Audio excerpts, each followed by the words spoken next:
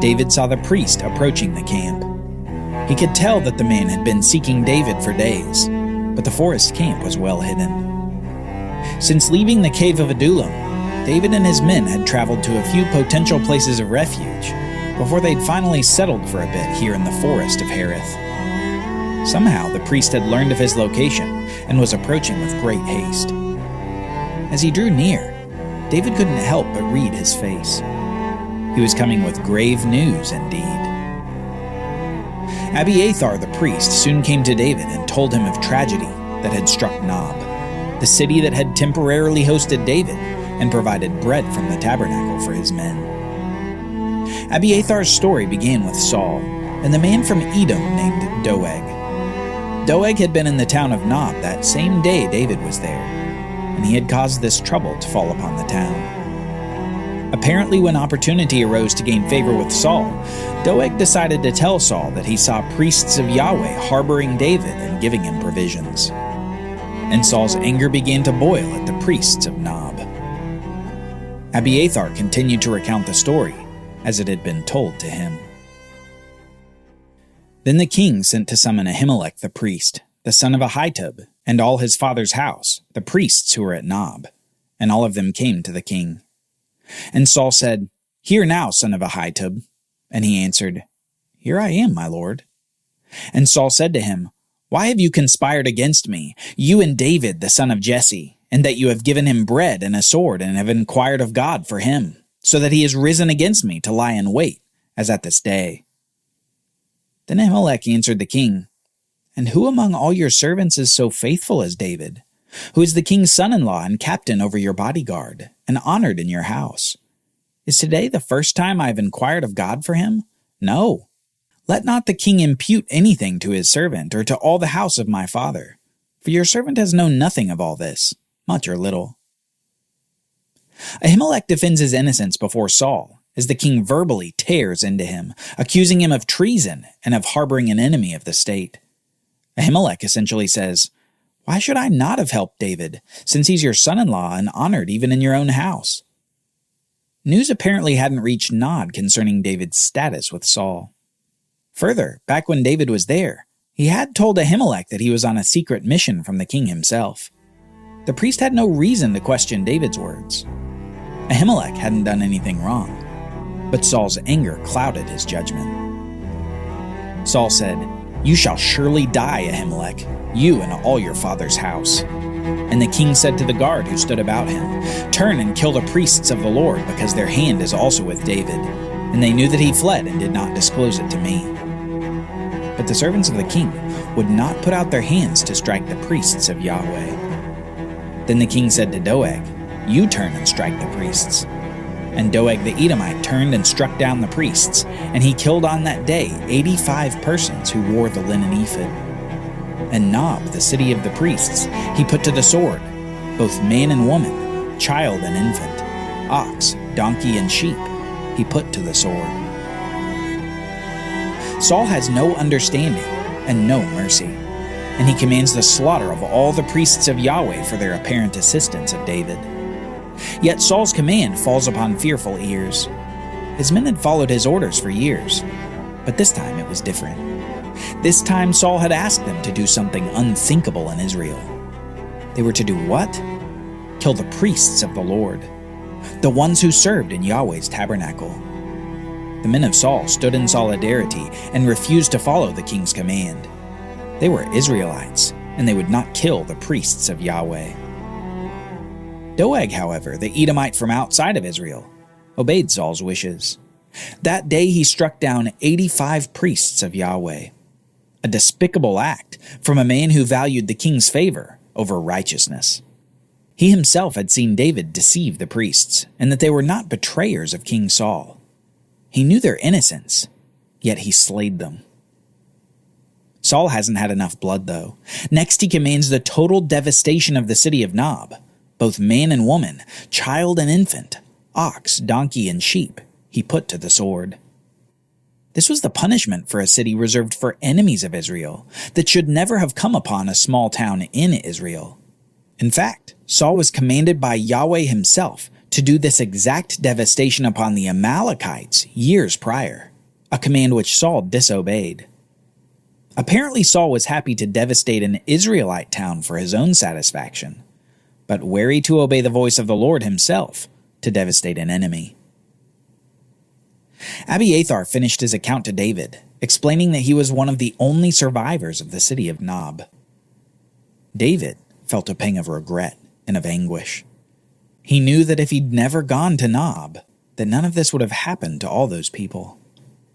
He finally said to Abiathar, "I knew on that day when Doeg the Edomite was there that he would surely tell Saul, 'I have occasioned the death of all the persons of your father's house. Stay with me. Do not be afraid, for he who seeks my life seeks your life. With me you shall be in safekeeping.'"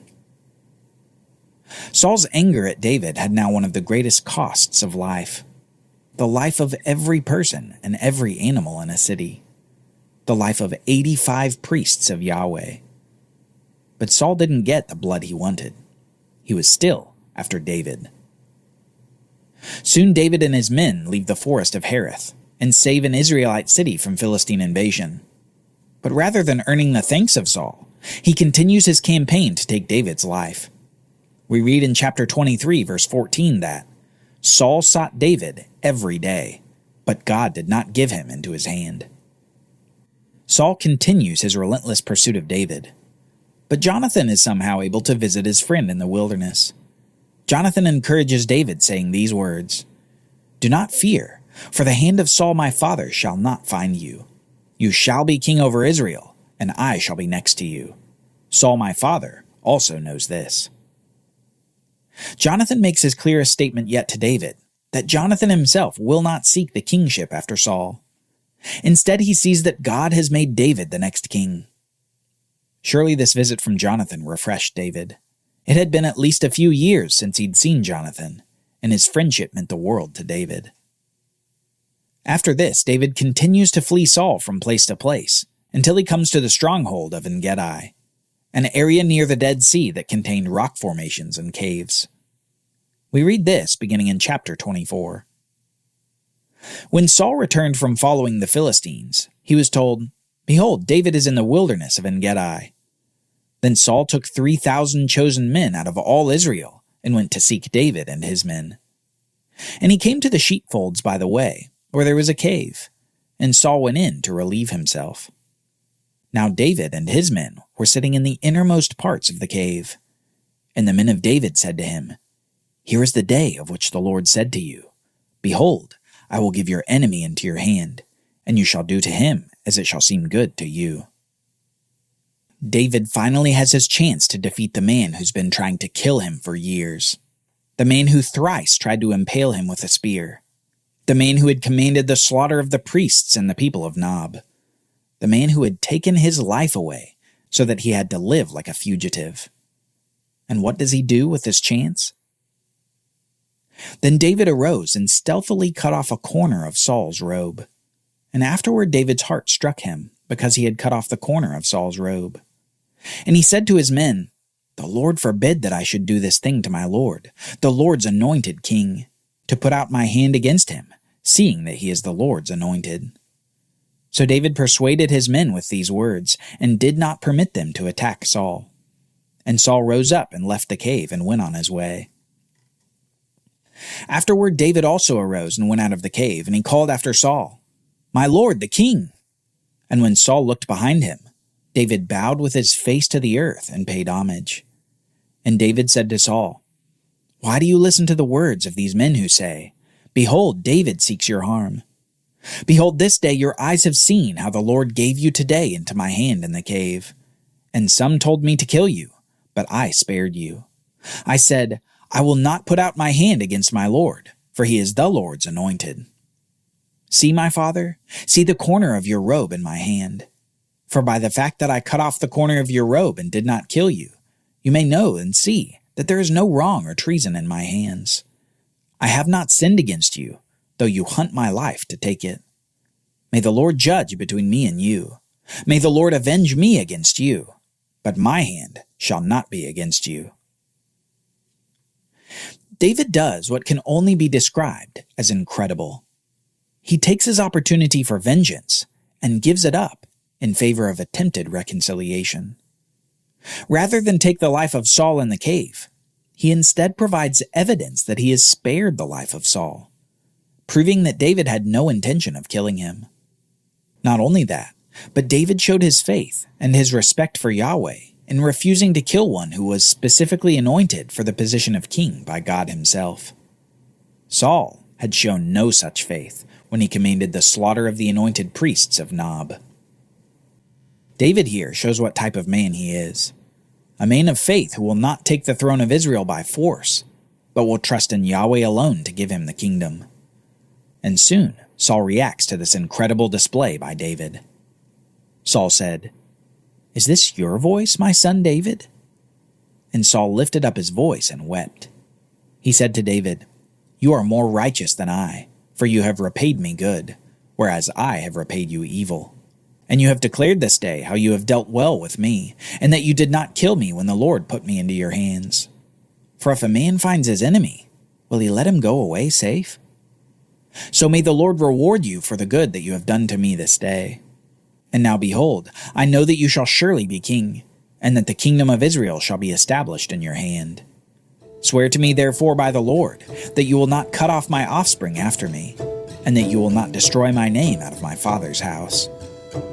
And David swore this to Saul. Then Saul went home, but David and his men went up to the stronghold. The contrast between David and Saul couldn't be more stark. David was a fugitive, and yet saving cities of Israel like a king. Saul was king, and yet distracted from his duties in his bloody pursuit. David was a man unwilling to lift his finger against an anointed one of God. Saul's rage caused the death of 85 anointed priests. David spared the life of his bloodthirsty enemy. Saul sought the life of an imagined enemy. Before the 600 men of David and the 3,000 men of Saul, David demonstrated his superiority to Saul. David continued his rise, even as he was on the run from the king. And though there was temporary peace now, it was peace that wouldn't last for long. Soon Saul would be back to his ever-returning rage and unfaithful actions. And before long, Saul would seek a witch to help ease his fears.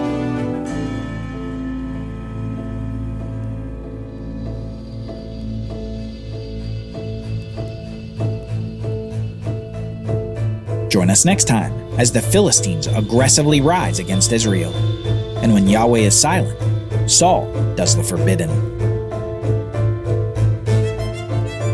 For Bible readings, reflection questions, and quizzes, don't miss the Bible Brief app. Available on iOS and Android, so you can go deeper into the story. The Bible Brief is a project of the Bible Literacy Foundation, a nonprofit dedicated to helping you learn the Bible. Give to support the Bible Brief by visiting BibleBrief.org or tap the Give link in the show notes. Thank you for supporting the Bible Literacy Foundation.